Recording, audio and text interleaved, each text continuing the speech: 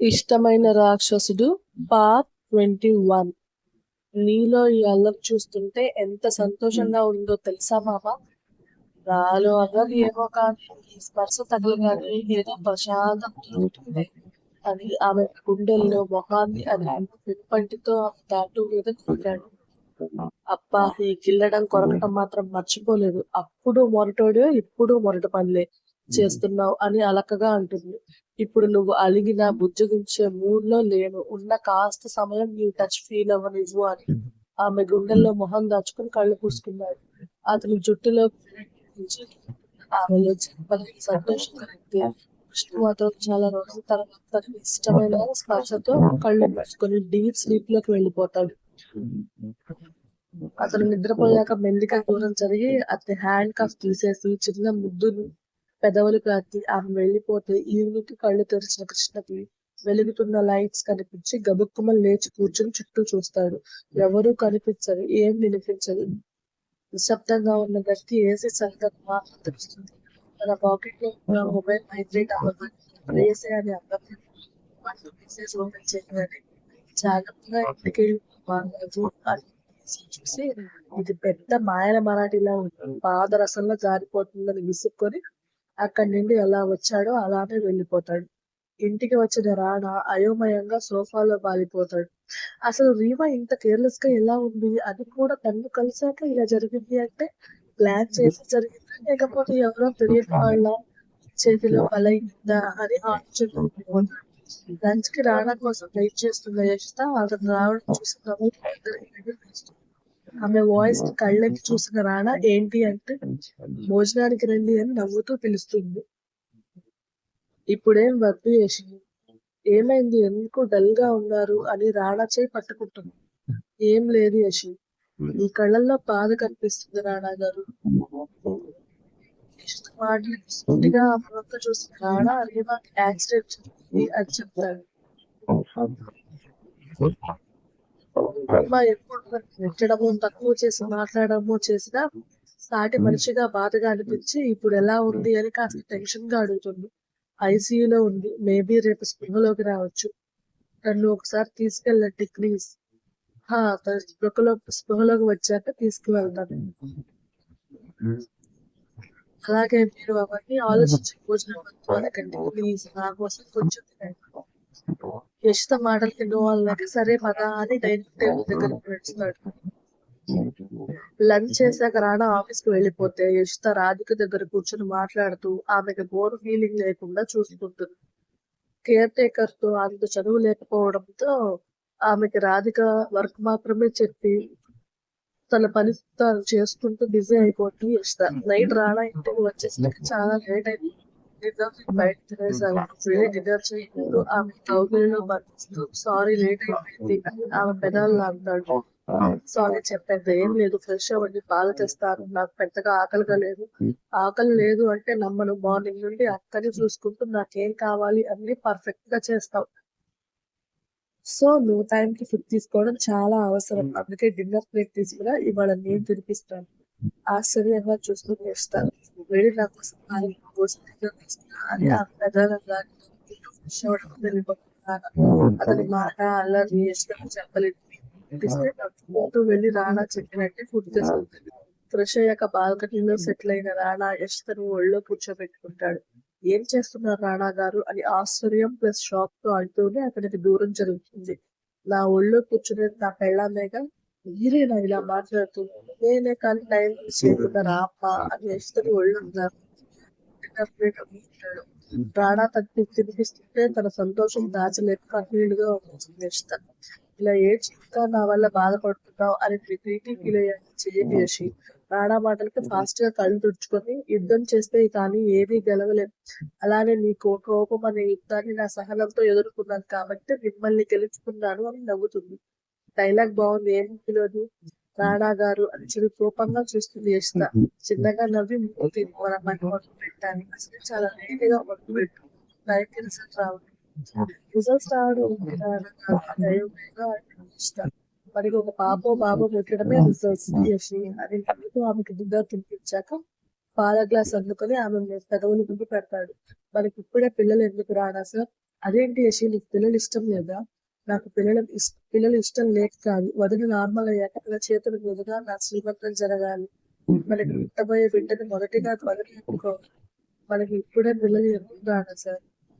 అదేంటి యశి, పిల్లలు ఇష్టం లేదా? నాకు పిల్లలు ఇష్టం లేక కాదు. వదిలి నార్మల్ అయ్యాక తన చేతుల మీదుగా నాకు శ్రీమంతం జరగాలి. మనకి పుట్టబోయే బిడ్డని మొదటిగా వదిలి ఎత్తుకోవాలి. ఇష్ట మాటలకి అలాగే చూస్తాడు రానా. ఏమైంది? ఏం లేదు. అక్క కోసం నీ ఆలోచన ఎప్పుడు నేను ఊహించినంత ఎత్తులో ఉంటుంది, కానీ నేనే తెలుసుకోలేకపోయాను అని ఆమె ఎదుట నేను ముద్దు పెట్టి, నిన్ను పెళ్లి చేసుకుంటే అక్క హ్యాపీగా ఫీల్ అవుతుంది. నాకు ఏదైనా మార్పు ఉంటుందేమో అనుకున్నాను. చిన్న చేసుకుంటున్నాను. ఇప్పుడు మన పిల్లల్ని అక్క మన కోసం ఆపేసుకుందాం అని ఇంకా బాధపడు. మన మ్యారేజ్ జరిగి మంత్స్ అయిపోతుంది. తనకి కూడా తమ్ముని పిల్లల్ని చూడాలని ఆశగా ఉంటుంది. పైగా నువ్వు ప్రెగ్నెంట్ అని తెలిస్తే ఏదైనా మార్పు రావచ్చేమో. పైగా అక్క మనల్ని కలపాలని ఎంతో ఆశపడింది. ఇప్పుడు మనం భార్యాభర్తలం. అమ్మా నాన్నలను కూడా అయితే మనం పుట్టే వాళ్ళని ఎత్తుకోవాలన్న ఆరాటం తనలో కలుగుతుంది. అందుకే మనం పిల్లలకి గ్యాప్ ఇవ్వకుండా ఉండడమే కరెక్ట్ సార్. నానా మాటలు విన్నాక ఇష్టం రాజకీయ అభివృద్ధి కోసం ఆలోచిస్తుందేమో అనిపించి ఇష్టం రాజేశాను. కానీ ఆలోచించిన తర్వాత బాధపడకు. మళ్ళీ అక్క మనతో ఉద్యోగిస్తూ త్వరలోనే వస్తుంది అని యశిని మాటలతో డైవర్ట్ చేస్తాడు. యశి, లవ్ యూ చిన్నగా నవ్వి అతని పెదవులకు తన మెదురు తాకించి, నీ నుండి ఈ ఒక్క మాట నేనేదో గెలిచాను అన్న ఫీలింగ్ పుట్టిస్తుంది రాణా గారు. నన్నే గెలుచుకున్నావు కదా, నీతో పాటు నీ కుటుంబాన్ని కూడా గెలిచాను. నిజమే, నా బిడ్డ నీకు చూడలేవు కాబట్టి నన్ను నీ వాడిని చేసుకున్నాను. అందుకే నా ప్రేమ పిచ్చిగా చేస్తాను అందుకాడు. అతని మాటలకు ఇష్ట రాణా మేడం చుట్టేసి, నీ నుండి వచ్చి ఏ చిన్న మాటైనా నాలో తెలియని ఫీలింగ్ కలిగిస్తుంది. ఆ ఫీలింగ్ అలానే ఉండనివ్వు. మన రొమాంటిక్ నైట్ స్టార్ట్ చేద్దామని యశోదని చేతిలోకి తీసుకుని రూమ్ లోకి తీసుకెళ్లి బెడ్ మీదకి చేసి ఆమె మీద వారిపోతాడు. అతని కళ్ళలో కనిపిస్తున్న భావం ఏంటో అర్థం కాక ఏమైందని అతని చెంప మీద చేయి వేస్తాడు. చెంప మీద చేయి చేతుల్లోకి తీసుకొని పెదవులు అద్దిన రాణా ఆ రాత్రి కూడా నిద్రలేని రాత్రిగా మార్చేస్తాడు. పెళ్లి డేట్ ఫిక్స్ చేయించాలని వంశిత పేరెంట్స్ ని పిలుస్తుంది వంశిత. భాస్కర్ గారు యువతో అన్ని వివరంగా మాట్లాడాక ఇద్దరు జాతకాలు తమ సిద్ధాంత్ గారికి చూపించడానికి వెళ్తారు. ఇద్దరు జాతకాలు చూసిన సిద్ధాంత్ గారు, ఇద్దరు జాతకాలు చాలా బాగున్నాయి భాస్కర్. వచ్చే నెలలో అంటే వీళ్ళిద్దరికీ సరిపడే ముహూర్తం లేదు. అబ్బాయి పోలీస్, నెక్స్ట్ మధ్య కాస్త ఖాళీగా ఉంటుంది అన్నారు. అందుకే వచ్చే నెలకి ముహూర్తం చూడమని చెప్పాను. పరిష్కారం లేదా స్వామి?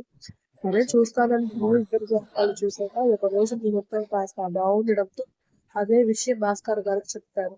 అదే ముహూర్తం ఖాయం చేయండి సిద్ధాంత్ గారు. కానీ భాస్కర్, ఆ ముహూర్తం మీ కూతురికి అంత సరిగ్గా లేదు. దానికోసం మీ అమ్మాయితో రాహుకేతు పూజ జరిపించండి సరిపోతుంది అని అంటారు.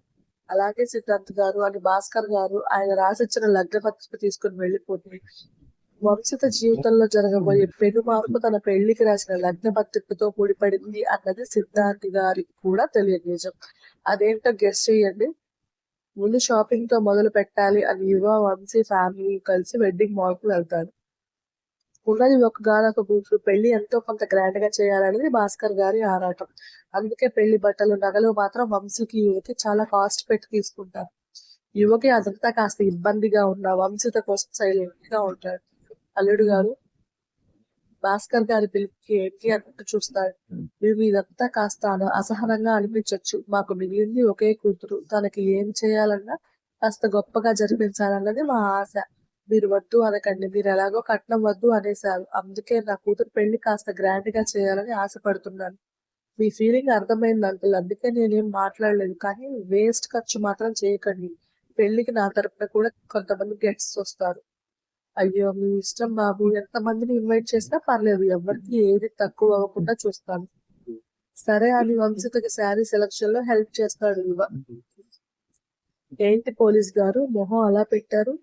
తాళి కట్టడానికి నేను, కట్టించుకోవడానికి నువ్వు ఉంటే సరిపోతుంది. దానికి ఇంత హంగామా ఏంటో. కానీ మీ డాడీ ప్రేమని వేస్ట్ ఖర్చు అని తీసి పారేయలేను. అందుకే సైలెంట్ గా ఉన్నాను. నా పోలీస్ బంగారం. నెక్స్ట్ కొనాల్సింది బంగారమే అని నవ్వుతా. అక్కడ లక్షల్లో బిల్లు ఉంటుంది అన్నమాట. కానివ్వండి. ఆ మొహంలో విసుగు మాత్రం పోవట్లేదు. కాబోయే పెళ్లి కొడుకు గారు, కాస్త నవ్వండి అని యువ పెదవులు సాగరిస్తుంది. వంశిత వంక చూసి చిన్నగా నవ్వేసి ఓపికగా ఆడవాళ్ళ శారీ సెలక్షన్ లో వేలు పెట్టి 60,000 చీరని 6 గంటలు కష్టపడి ఫైనల్ చేసి హమ్మయ్య అనుకుంటాడు యువ. అలా ఉండింది మరి ఆడవాళ్ళ శారీ సెలక్షన్ అంటే. ఏమంటారు లేడీస్? ఛానల్ నచ్చితే లైక్ చేసి షేర్ చేసి కామెంట్ చేయండి. ప్లీజ్ సబ్స్క్రైబ్ చేసుకోండి. అలాగే స్టోరీ ఇన్ని రోజులు పెట్టకపోవడానికి చాలా పెద్ద రీజన్ అయింది. బికాస్ ఆఫ్ నా పర్సనల్ రీజన్స్. ఒక బ్యాడ్ సిచ్యువేషన్ లో ఉన్నాను. చాలా టఫ్ సిచ్యువేషన్ అన్నమాట.